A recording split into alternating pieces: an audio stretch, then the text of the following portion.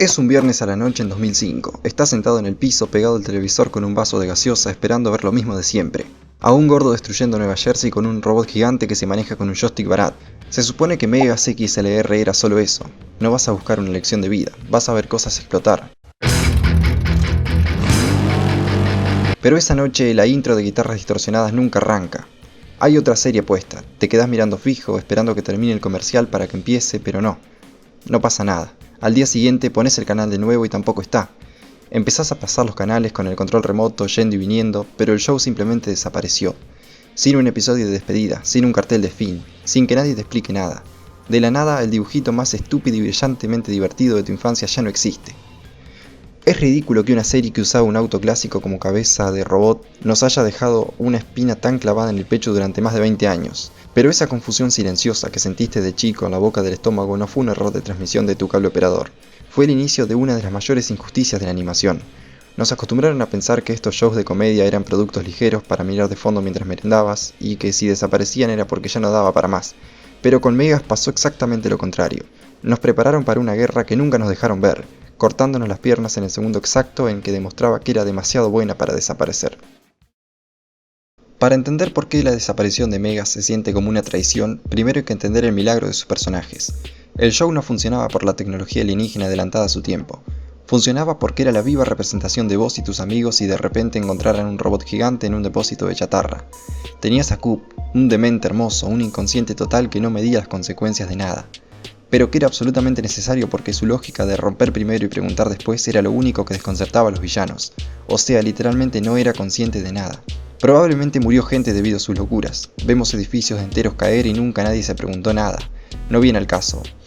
Al lado estaba Kiva, la única adulta en la sala, una estratega militar del futuro hipercentrada que en cualquier otra serie habría sido el personaje aburrido que frena la diversión. Pero acá no. Kiva entendía el juego y terminaba sumándose a las locuras de Coop, porque muy en el fondo sabía que su locura funcionaba. Y por último Jamie. Un nabo importante, un vago que no aportaba nada a las batallas, que solo abría la boca para tirar comentarios pajeros o quejarse, pero que tenía una lealtad ciega.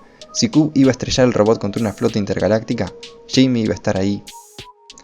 Durante 2 temporadas esta dinámica nos dio la mejor comedia de destrucción de la televisión.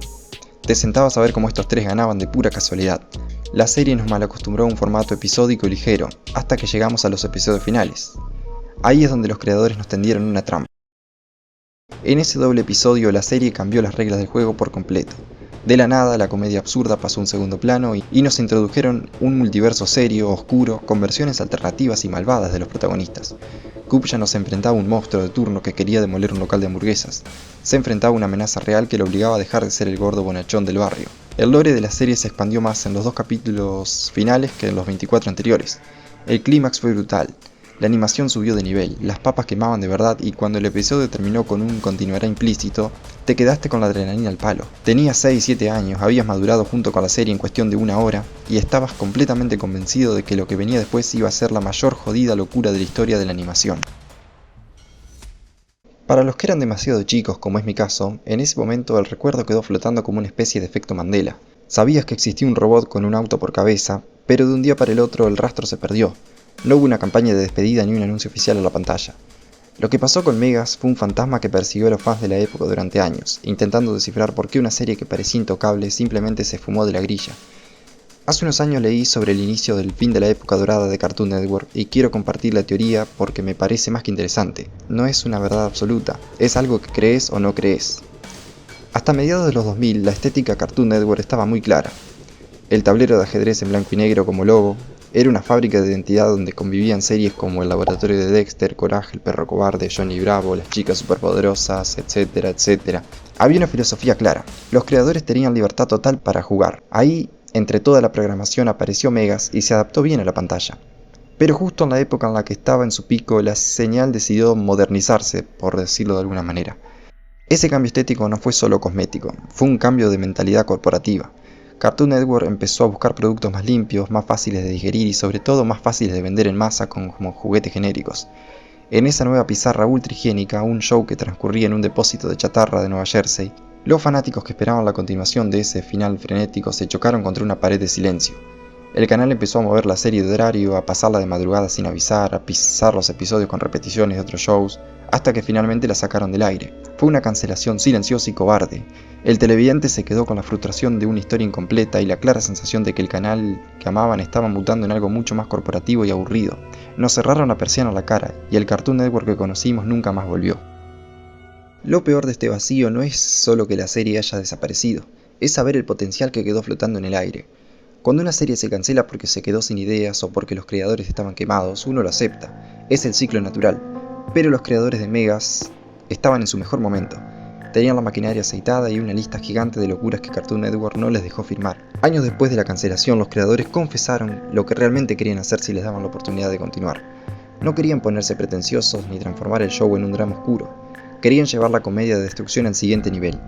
El plan para la tercera temporada era explotar el multiverso y los viajes en el tiempo para hacer lo que mejor sabían hacer, parodiar absolutamente todo.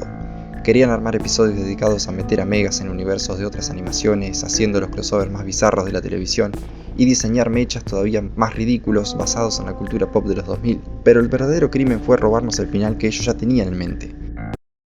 Uno de los creadores reveló cuál era el cierre planeado para la historia. Kiva finalmente iba a lograr reparar el dispositivo temporal del Megas para regresar a su futuro apocalíptico y salvar a la humanidad de los Glove. El giro genial de la serie era que en el último segundo, por un error de cálculo o una distracción absurda, Kiva terminaba viajando al futuro devastado, pero se llevaba a Coop, a Jamie y al auto con ella. Imagínate lo que hubiera sido eso, ver a Coop y a Jamie intentando sobrevivir en un futuro militarizado, hostil y sin hamburgueserías, manejando el robot en la verdadera guerra para el que fue diseñado. Nos robaron ese choque cultural definitivo. Tenían las ganas, tenían el estilo y tenían el remate perfecto a la cabeza. Lo único que faltaba era el visto bueno de un escritorio ejecutivo que prefirió tirar todo ese potencial a la basura. La explicación oficial de por qué nos quedamos sin serie es un trámite corporativo tan aburrido como indignante. Cartoon Network usó a Megas como un tax write-off. En criollo, la declararon como una pérdida financiera absoluta para pagar menos impuestos. Pero acá está la trampa legal. Si vos le decís al Estado que tu producto no vale nada para ahorrarte millones en impuestos, por ley jamás podés volver a hacer plata con eso. Esa jugada contable congeló los derechos para siempre. Prohibió que el show se volviera a emitir, que se vendiera otra plataforma de streaming o que tuviera juguetes. Yo de hecho para hacer este video tuve que mirar la serie en una calidad horrible subida para que pase lo más desapercibida posible. En la lógica fría de un contador de traje gris, un robot gigante valía más muerto que vivo. Pero si dejamos el papeleo y miramos lo que pasa dentro de la pantalla, la serie tenía una paradoja interna espectacular, que nunca nadie se animó a cuestionar.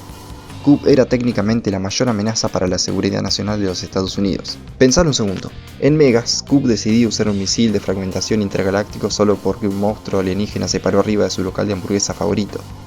Lo más increíble es que la serie jamás se preguntó dónde estaba la policía, el ejército o el FBI mientras un tipo inconsciente causaba miles de millones de dólares en pérdidas materiales por episodio. Nunca vimos un funeral, nunca vimos un hospital colapsado. Nueva Jersey era un vacío legal donde las leyes de la física y de la justicia no aplicaban. Las locuras de Coop desataban tragedias humanitarias implícitas que el show limpiaba mágicamente para el próximo episodio. Esa era la verdadera paradoja del éxito de la serie. Nos reíamos de un tipo que ponía al mundo en peligro por pura negligencia e inconsciencia. El show era tan ridículamente libre que se podía dar lujo de ignorar por completo las consecuencias de sus propias explosiones. Era una carta de amor a la destrucción injustificada, un oasis de caos puro que irónicamente terminó siendo destruido por el monstruo más aburrido, silencioso y real de todos, el sistema fiscal de una cadena de televisión. Al final, cuando pones todas las cartas sobre la mesa, te das cuenta de que el verdadero valor de esta serie no estaba en los planos del robot ni en los misterios de su formato, estaba en la actitud. Megas XLR era un show que no pedía permiso, que no intentaba darte un discurso moral sobre la amistad ni buscaba sanar los traumas de sus personajes. Era un oasis de grasa de motor, cables pelados, rock pesado y destrucción injustificada hecho por fanáticos del género para fanáticos del género. Por eso, mirando a la distancia, su cancelación silenciosa se siente tan injusta, pero al mismo tiempo tan poética. Hoy vivimos en una época saturada de franquicias zombies, serie de nuestra infancia que reviven 10 años después y no de la mejor manera solo para que un estudio de animación destruya el recuerdo de una secuela mediocre, un cambio de animación barato o una trama forzada para vender nostalgia en redes sociales. A Megas XLR el sistema corporativo la congeló en el tiempo. La enterraron viva en un vacío legal de impuestos, sí, pero al hacerlo sin querer la mantuvieron intacta. La salvaron de ser sobreexplotada. No hay una tercera temporada mala que te haga decir prefiero las primeras. No hay nada que arruine los diseños. Nos quedamos huérfanos de final, es verdad. Nos quedamos varados en ese viernes de 2005 esperando una intro que nunca volvió a arrancar.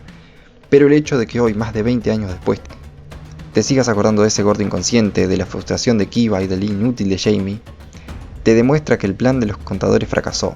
No se puede borrar del mapa algo que se instaló tan fuerte en la cabeza de una generación. Megas XLR no es una serie olvidada, es una obra de culto invicta, un recordatorio de una era de una animación libre, ruidosa y deforme que probablemente nunca vaya a volver. Nos robaron el cierre de la historia, nos dejaron con la intriga en el mejor momento, pero nadie nos va a sacar la certeza de saber que pase lo que pase, esa serie era, es y va a seguir siendo demasiado buena para desaparecer. Si llegaste hasta acá, déjame agradecerte. También podés dejarme en comentarios sugerencias para próximos videos y te invito a suscribirte si te gustó o si es la primera vez que ves uno de mis videos. Yo les mando un saludo, cuídense y nos vemos la próxima.